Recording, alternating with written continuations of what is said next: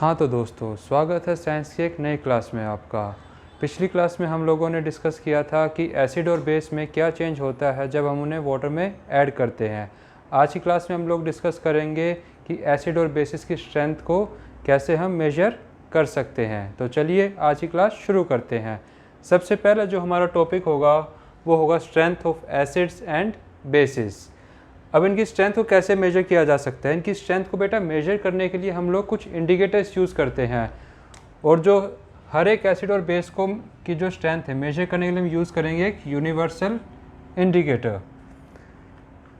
हम लोग लिख सकते हैं strength of acids and bases can be estimated using universal indicator.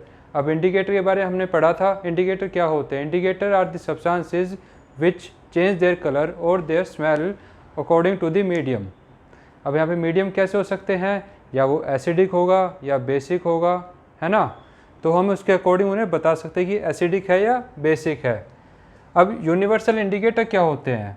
Universal indicator is a mixture of several indicators. It shows different colours at different concentrations of H+ ions in solution.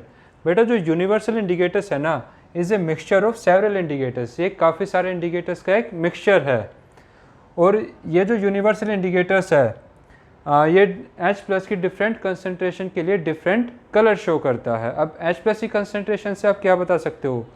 किसी भी substance में जितनी ज़्यादा H+ concentration होगी वो उतना ज़्यादा ही acidic होगा, और जितनी कम उसमें H+ की कंसंट्रेशन होगी वो उतना ही बेसिक होगा। अगर H+ कम है तो OH- ज़्यादा होगा, तो अगर OH- ज़्यादा है तो वो कैसा मीडियम है? वो एक बेसिक है।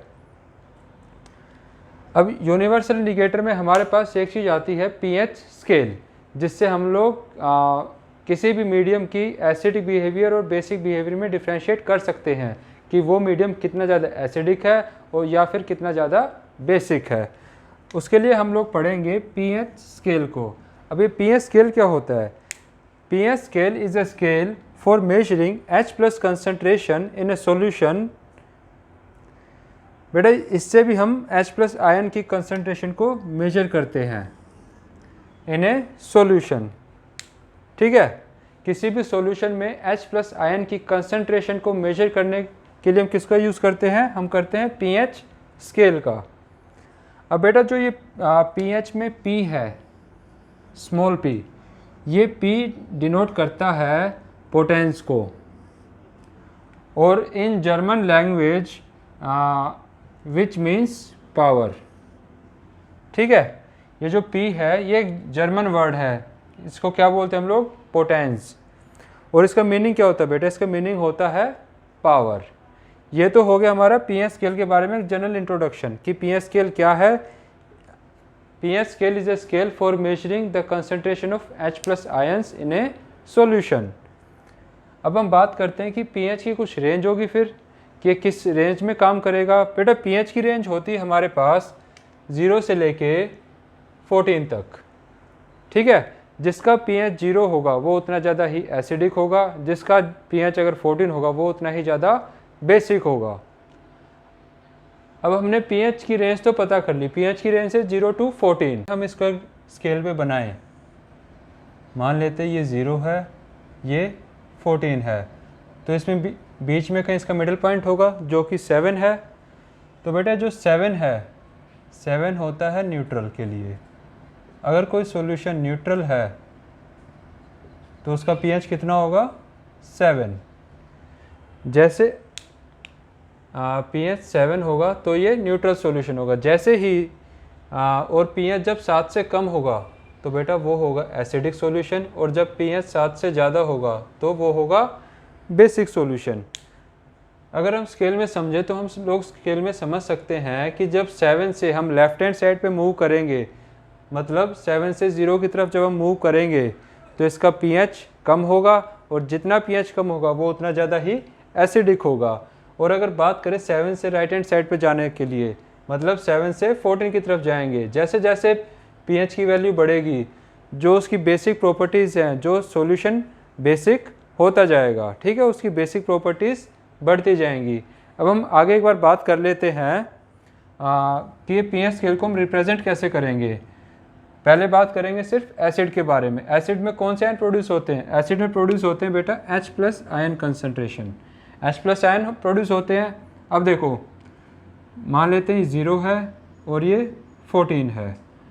हमने क्या पढ़ा है, जैसे जैसे हम 0 की तरफ बढ़ते जाएंगे तो H प्लस आयन की कंसनट्रेशन बढ़ती जाएगी, और जैसे जैसे H प्लस की आयन कंसनट्रेशन बढ़ेगी वो एसिड उतना ही स्ट्रॉन्ग होता जाएगा, और जैसे जैसे हम 14 की तरफ जाएंगे वो बेटा वही एसिड जो है वीक होता जाएगा।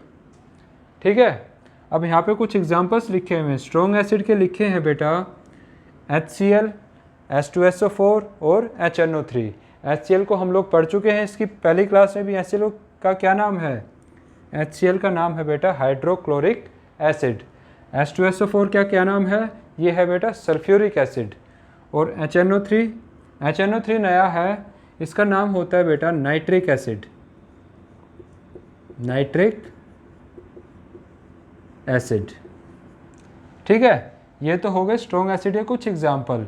अब देख लेते हैं एक बार वीक एसिड। वीक एसिड के बेटा 2 एग्जाम्पल लिखे हुए हैं। CH3COOH, इसको हम लोग क्या बोलते हैं? इसको बोलेंगे हम लोग इथेनोइक एसिड। बेटा इसका नाम होता है ये CH3COOH का क्या होता है? Ethanoic acid. या फिर इसको हम एक कॉमन नेम से भी जानते हैं, और उसका कॉमन नेम है बेटा एसिटिक एसिड, एसिटिक एसिड। ये तो हो गया हमारा पहला एग्जाम्पल। एक सेकंड एग्जाम्पल और लिखा हुआ है H2CO3। अब ये H2CO3 क्या होती है? ये है बेटा हाइड्रोजन कार्बोनेट। ये भी आपका एक वीक एसिड है। आप लोगों को स्ट्रॉन्ग और वीक एसिड पता होने चाहिए, और ये जो एसिड्स के फॉर्मूला हैं बेटा इनके नाम जरूर याद होने चाहिए, क्योंकि बाय चांस अगर क्वेश्चन में स्टेटमेंट में इनके नाम लिखे आ जाएं, अगर आपको फॉर्मूला नहीं पता होगा तो आप लोग रिएक्शन नहीं लिख पाओगे। इसलिए मैं आपको बार बार कह रहा हूँ ये जितने भी नाम हैं या जितने फॉर्मूले हैं सारे आप लोगों को पता होने चाहिए। और इस क्लास के बाद से आप लोगों को स्ट्रॉन्ग और वीक एसिड के एग्जाम्पल्स भी पता होने चाहिए। स्ट्रॉन्ग एसिड में कौन से हैं? HCl, H2SO4 और HNO3। और ऐसे ही वीक एसिड में क्या है बेटा? CH3COOH और क्या है? H2CO3। CH3COOH इम्पोर्टेंट है, इसका केमिकल नेम है बेटा इथेनोइक एसिड, और इसका जो कॉमन नेम है वो है एसिटिक एसिड। ये आपको याद होना चाहिए कि एसिटिक एसिड किसे कहते हैं? इथेनोइक एसिड को ही एसिटिक एसिड कहते हैं, और इसका फॉर्मूला है CH3COOH। ये तो हो गई बेटा जब एसिड्स की बात करें। अगर हम बात करें OH माइनस आयंस या फिर बेस की बात करें, अगर हम बेस में भी देखें,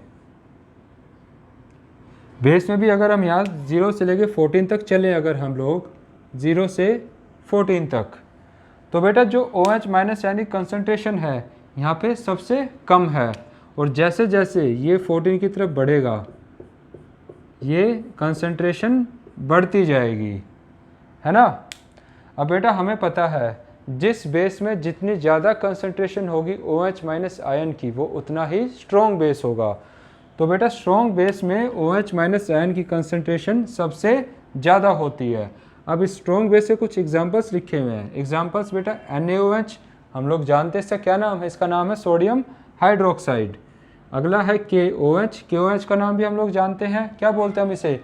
potassium hydroxide. CaOH whole twice, ये भी हम पढ़ चुके हैं चैप्टर नंबर 1 की सीरीज़ में। इसका क्या नाम होता था? Calcium hydroxide. अब हम बात करते हैं वीक बेस। वीक बेस का बेटा एक एग्जांपल लिखा हुआ NH4OH। अब इसका क्या नाम होता है बेटा? इसका नाम है अमोनियम हाइड्रोक्साइड, अमोनियम हाइड्रोक्साइड, ये है बेटा इसका केमिकल नेम। NH4OH एक वीक बेस है, वीक बेस NH4OH, और इसका नाम है अमोनियम हाइड्रोक्साइड।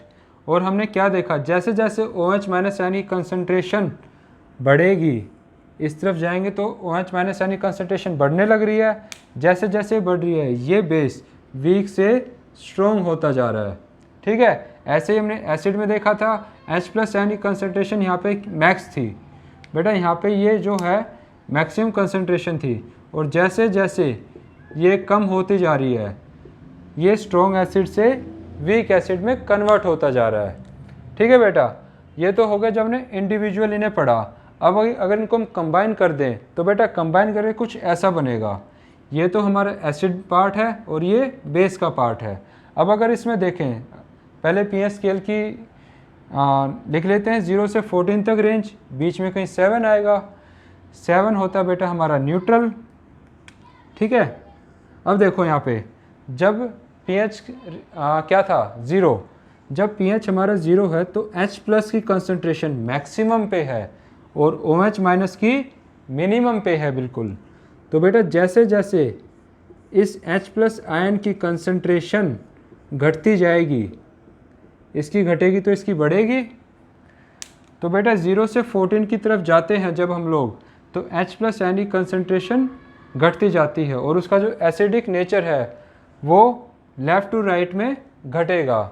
और अगर हम बात करें बेस में, बेस की बेटा देखो 0 पे तो मिनिमम रेंज है और जैसे जैसे आप 14 की तरफ मूव करोगे इस OH माइनस आयन की कंसंट्रेशन बढ़ती जा रही है ना। और 14 पे OH माइनस आयन की जो रेंज है वो सबसे ज़्यादा है। OH माइनस आयन की जो कंसंट्रेशन है वो सबसे ज़्यादा कहाँ पे होगी, जब ये इसका pH कितना होगा 14। तो हम एक चीज़ यहाँ से समझते हैं, जो ये 7 है, 7 के जो लेफ्ट हैंड साइड में है यहाँ पे तो H प्लस आयन की कंसंट्रेशन ज़्यादा है और 7 के राइट हैंड साइड पे OH माइनस आयन की कंसंट्रेशन ज़्यादा है। और जहाँ pH 7 है वहाँ पे H प्लस और OH माइनस आयन की कंसंट्रेशन बराबर होने की वजह से ही ये क्या है, न्यूट्रल है। क्योंकि बेटा जब इनकी कंसंट्रेशन इक्वल हो जाएगी, H प्लस ही उतना ही और OH माइनस भी इतना ही है, तो ये अपने एसिड और बेस को जो इफ़ेक्ट होता है इंडिविजुअल वो उसको न्यूट्रलाइज कर देगा। हमने पढ़ा था ना न्यूट्रलाइजेशन रिएक्शन, जब एसिड और बेस आपस में रिएक्ट करते हैं तो एक न्यूट्रल सॉल्ट बनता है, उससे हम क्या बोलते हैं, न्यूट्रलाइजेशन रिएक्शन।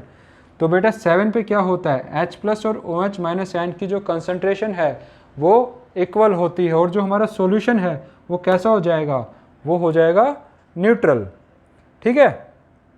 ये तो हो गया हमारा स्ट्रेंथ ऑफ एसिड और बेस। हम लोग कैसे बता सकते हैं, हम पीएच स्केल की मदद से बताते हैं और पीएच स्केल की रेंज क्या होती है 0 to 14। अगर पीएच हमारा 7 हो तो वो कैसा सॉल्यूशन है, वो एक न्यूट्रल सॉल्यूशन है। पीएच अगर 7 से कम होता है तो वो एसिडिक है, पीएच अगर 7 से ज़्यादा होता है तो वो बेसिक है। उसके बाद हमने पढ़ा था कुछ स्ट्रॉन्ग एसिड और वीक एसिड्स के बारे में। स्ट्रॉन्ग एसिड में बेटा H प्लस आयन की कंसंट्रेशन मैक्सिमम होगी और वीक एसिड में जो H प्लस आयन की कंसंट्रेशन है वो मिनिमम होगी। उसके बाद हमने कुछ एग्जांपल्स देखे, HCl, H2SO4 और HNO3। ऐसे ही बेटा हमने जो वीक एसिड में कुछ एग्जांपल्स देखे, पहला क्या देखा CH3COOH, दूसरा देखा बेटा हमने H2CO3। अब यहाँ पे जो इम्पोर्टेंट है वो है ये CH3COOH। इसका बेटा केमिकल नेम होता है हमारे पास इथेनोइक एसिड और जो कॉमन नेम है वो है एसिटिक एसिड। इसी तरह से जैसे हमने एसिड में देखा, हमने बेस को भी इंडिविजुअल देखा एक बार। क्या, जब ये 0 था तो OH माइनस यानी कंसंट्रेशन मिनिमम होती है और जैसे ही आप 14 की तरफ बढ़ते जाओगे OH माइनस की जो कंसंट्रेशन है वो अपने मैक्सिमम लेवल पे आ जाती है, ठीक है। उसके बाद हमने इनको कंबाइन करके देखा। कंबाइन कैसे किया, पीएच स्केल की रेंज लिखी 0 to 14, बीच में 7 जो कि हमारा एक न्यूट्रल है। 7 से इस तरफ एसिडिक नेचर इंक्रीज होता जाएगा। जैसे आप 7 से लेफ्ट हैंड साइड पे मूव करोगे तो बेटा ये एसिडिक नेचर जो किसी भी सॉल्यूशन का वो इंक्रीज होता चला जाएगा और जैसे ही आप 7 से राइट हैंड साइड मूव करोगे तो बेटा उसका बेसिक नेचर इंक्रीज करता चला जाएगा, ठीक है। 0 पे H प्लस यानी कंसंट्रेशन मैक्सिमम होगी, OH माइनस की कंसंट्रेशन मिनिमम होगी और जब आप 14 पे आओगे 14 पे H प्लस यानी कंसंट्रेशन मिनिमम होगी और OH माइनस यानी कंसंट्रेशन मैक्सिमम होगी। और जो 7 का केस है, जो न्यूट्रल सॉल्यूशन का केस है, वहाँ पे क्या होगा, वहाँ पे H प्लस और OH माइनस यानी कंसंट्रेशन बराबर होगी और वो एक दूसरे को न्यूट्रलाइज कर लेंगे। इसी वजह से हम इस सॉल्यूशन को बोलेंगे एक न्यूट्रल सॉल्यूशन, ठीक है। ये तो हो गई हमारी जनरल बात की हम केमिकल्स में या किसी भी सब्सटेंस में कैसे बता सकते हैं कि ये एसिडिक है या फिर बेसिक है। हमने उसके लिए लिया था पीएच रेंज। अब बेटा जो पीएच स्केल है इसका हमारा डे टू डे लाइफ में भी बहुत बड़ा इफेक्ट पड़ता है। अब वो इफेक्ट क्या पड़ता है, अब हम उसी को पढ़ेंगे, ठीक है। अब हम डिस्कस करेंगे कि जो पीएच है उसकी हमारी डे टू डे लाइफ में क्या इंपॉर्टेंस है। अब बेटा सबसे पहले हम पॉइंट डिस्कस करेंगे कि plants and animals are sensitive to pH range. जितने भी हमारे यहाँ पे प्लांट्स हैं या फिर एनिमल्स हैं वो सारे ही पीएच से सेंसिटिव हैं। मतलब अगर पीएच वेरी करेगा तो उनकी एग्जिस्टेंस पे भी असर पड़ सकता है। वो कैसे, वो देख लेते हैं। अब हम पहले बात तो हम ह्यूमंस की करते हैं, हमारी बात करते हैं। बेटा हमारी जो बॉडी है, body works with in the range of 7 to 7.8। बेटा हमारी जो बॉडी है ना, अगर उसकी पीएच रेंज 7 या 7.8 से इधर उधर हो जाए थोड़ी भी, तो बेटा हमारी एग्जिस्टेंस पे क्वेश्चन हो सकता है। हम लोग सरवाइव नहीं कर पाएंगे। अगर हमारी बॉडी की जो पीएच रेंज है वो 7 या 7.8 के बीच से अगर थोड़ी भी इधर उधर हो जाती है तो हमें सर्वाइवल में दिक्कत आएगी। और ऐसे ही बेटा जब हमारी जो रेन होती है, when the pH of rain is less then, pH of rain is less than 5.6, इसको बोलते हैं बेटा एसिडिक रेन। क्वेश्चन आपसे आ सकता है डायरेक्ट कि एसिडिक रेन किसे बोलते हैं।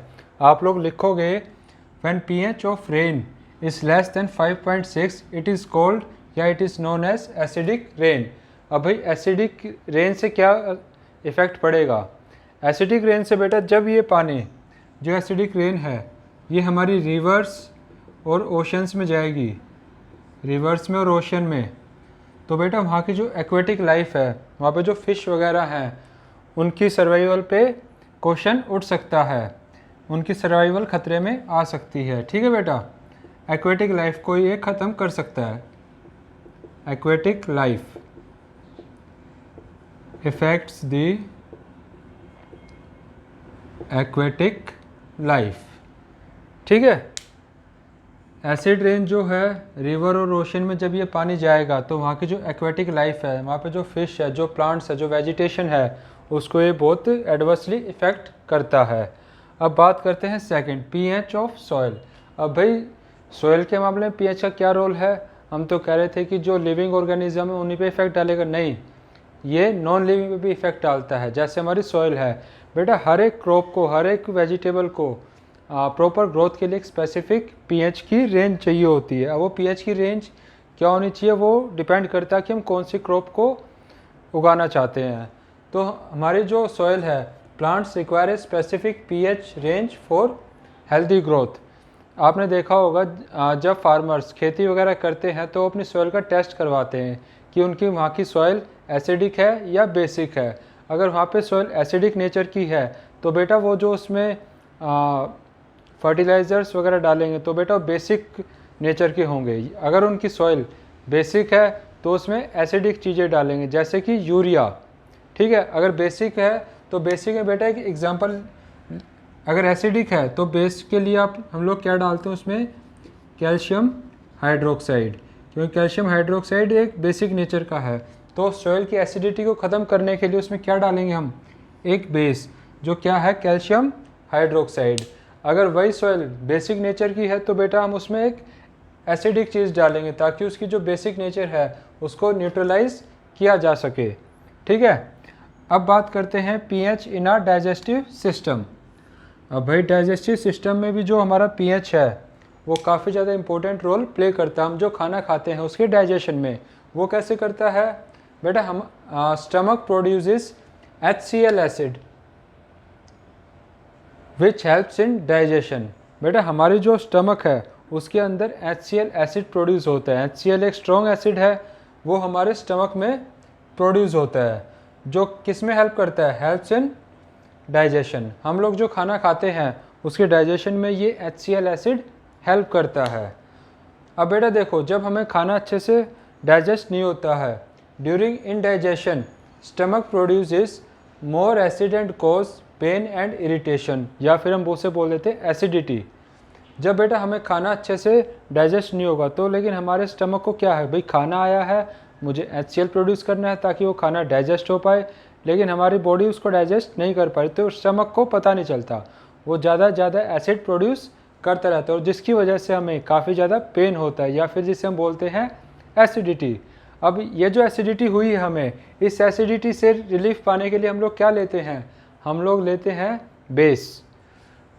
To get rid of this pain people uses mild base, या फिर बेटा उन्हें हम बोलते हैं एंटासिड भी। For example milk of magnesia. बेटा कई बार क्वेश्चन आ जाता है कि मिल्क ऑफ मैग्नीशिया का फॉर्मूला क्या होता है। बेटा ये होता है मैग्नीशियम हाइड्रोक्साइड, ठीक है, to neutralise the excess acid.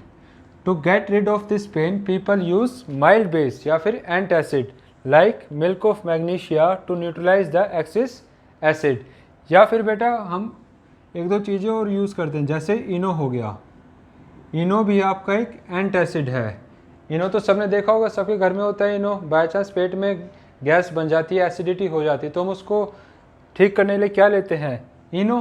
तो बेटा इनो भी एक माइल्ड बेस होता है, ताकि वो जो एक्सेस एसिड बना हुआ हमारे स्टमक में उसको न्यूट्रलाइज कर पाए, ठीक है। तो अभी तक हमने क्या क्या देखा है कि प्लांट्स और एनिमल्स भी पीएच से सेंसिटिव है, हमारी सॉइल भी पीएच से सेंसिटिव है, और हमारा जो डाइजेस्टिव सिस्टम है उसमें भी पीएच का रोल बहुत ज़्यादा इम्पोर्टेंट है। अब हम देखेंगे pH change as cause of tooth decay. बेटा जो हमारे दांत खराब हो जाते हैं उसमें भी पीएच बहुत बड़ा रोल प्ले करता है। वो कैसे? बेटा जो हमारे दांत खराब होने शुरू होते हैं ना, वो कब होते हैं? When pH of mouth is lower than 5.5, ठीक है। Tooth decay starts when the pH of mouth is less than 5.5, मतलब हमारे मुंह का जो पीएच है जब वो 5.5 से कम हो जाएगा तो हमारे दांत खराब होना शुरू हो जाते हैं। अब बेटा जो दांतों के प्रोटेक्टिव लेयर है उसको क्या बोलते हैं? वो होती है बेटा टूथ इनेमल। और ये किस चीज़ की बनी होती है? Made up of calcium phosphate. आप लोगों को एक चीज़ याद रखनी है, ये जो कैल्शियम फॉस्फेट है या जो हमारा टूथ इनेमल है, ये बेटा स्ट्रॉन्गेस्ट पार्ट है हमारी बॉडी का, स्ट्रॉन्गेस्ट, या फिर आप लोग हार्डेस्ट बोलो इसे, hardest part of our body, ठीक है बेटा। ये सबसे ज़्यादा हार्ड होता है calcium phosphate. Calcium phosphate does not dissolve in water, हम कितना पानी पी लें ये उसमें डिजोल्व नहीं होगा, but corrodes when pH is lower than 5.5। पानी से इसे कोई दिक्कत नहीं है, लेकिन जैसे ही मुंह का पीएच 5.5 से कम होगा तो बेटा इसमें कोरोजन शुरू हो जाएगा, कोरोड होना शुरू हो जाएगा। It does not dissolve in water but corrodes when pH is lower than 5.5। अब पीएच 5.5 से कम कैसे होता है? हमारा पीएच कैसे कम हो रहा है?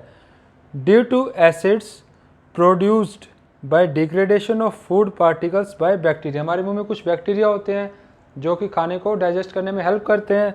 तो बेटा जैसे ही ये फूड पार्टिकल का डिग्रेडेशन होगा तो उसमें एसिड्स प्रोड्यूस होते हैं, ठीक है। अब मुंह में एसिड प्रोड्यूस होगा, एसिड का हमें पता है पीएच कम होता है, लेकिन जैसे ही ये पीएच 5.5 से कम चला जाएगा काफ़ी ज़्यादा टाइम के लिए, तो बेटा हमारे दांत खराब होना शुरू हो जाते हैं। अब हम अपने दांतों को कैसे बचा सकते हैं? इसी वजह से बोलते हैं बेटा always use toothpaste to prevent the decay of the teeth, ठीक है। क्योंकि टूथपेस्ट कैसी नेचर का होता है बेटा? ये होता है बेसिक। जितने भी पेप्सोडेंट हैं, कोलगेट है, क्लोजअप है, ये बेटा जितने भी टूथपेस्ट हैं वो सारे बेसिक होते हैं। अब वो अपना काम कैसे करते हैं?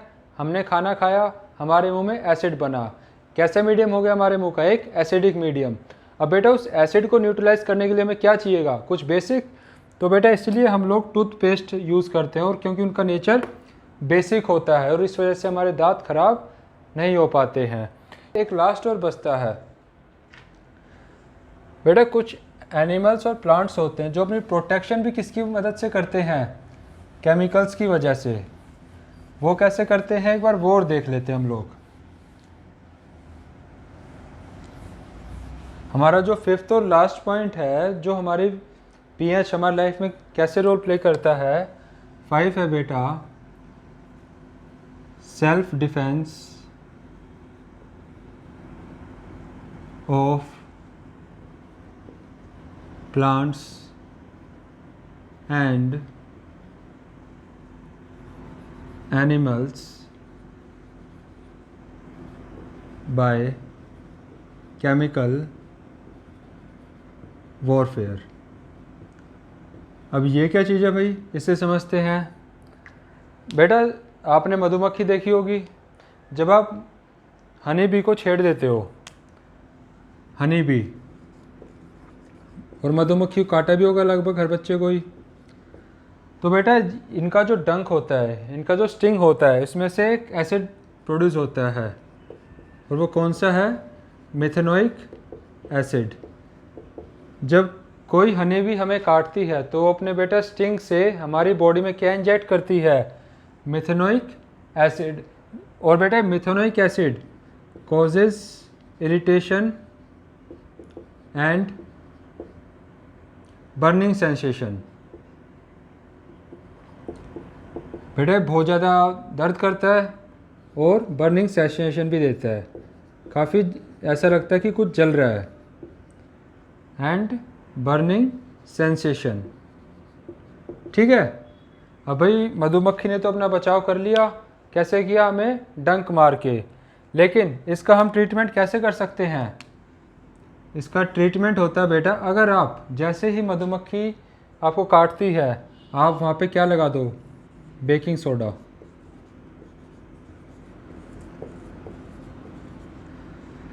बेकिंग सोडा बेटा अगर आप उस पार्ट पे लगा देते तो वहाँ पे जो पेन है, जो इरिटेशन है, वो कम हो जाएगी। क्यों होगी, क्योंकि इसने तो एसिड डाल दिया हमारी बॉडी में। और बेकिंग सोडा कैसा होता है बेटा, ये होता है basic in nature, basic in nature. ठीक है। तो ये क्या करेगा, ये उस एसिड के जो इफ़ेक्ट है वो उसको न्यूट्रलाइज कर देगा। ये तो हो गया एनिमल की बात। अब एक प्लांट भी होता है बेटा, उस प्लांट का क्या नाम है, वो है नीटल प्लांट।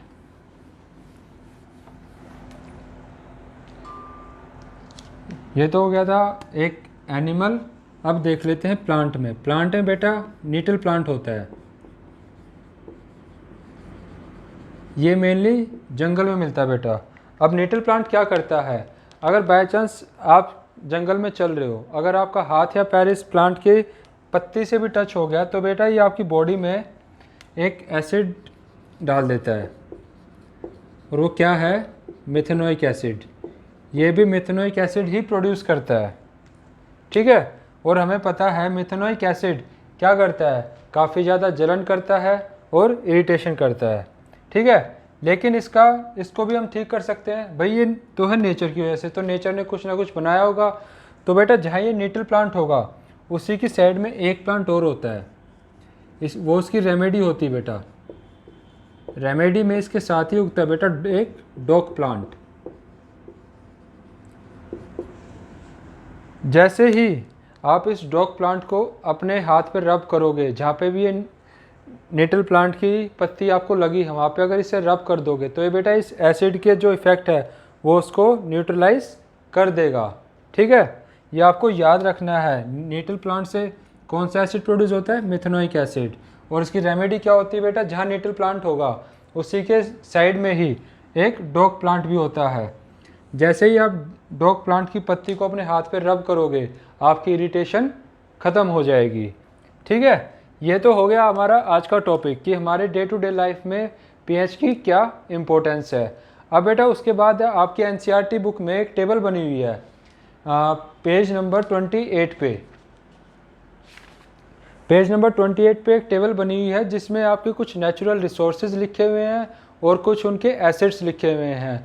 मैं उम्मीद करूंगा आप लोग एक बार उस टेबल को पढ़ लो और अपनी कॉपी में नोट डाउन कर लो, क्योंकि वो टेबल मोस्ट इम्पोर्टेंट है, कई बार पेपर में पूछ लेते हैं। फॉर एग्जांपल कि जो आपका विनेगर है, जो आपका सिरका होता है, उसमें कौन सा एसिड होता है बेटा, उसमें एसिड होता है एसिटिक एसिड। अगर आपको टेबल याद होगी तो आप लोग आंसर अच्छे से दे पाओगे।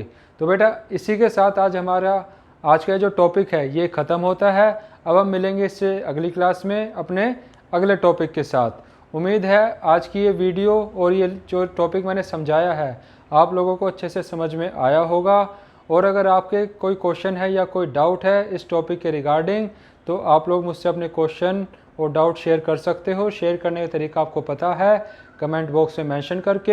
एंड इन द लास्ट, अगर आज की वीडियो आपको पसंद आई हो so please like, share and subscribe my channel. Thank you.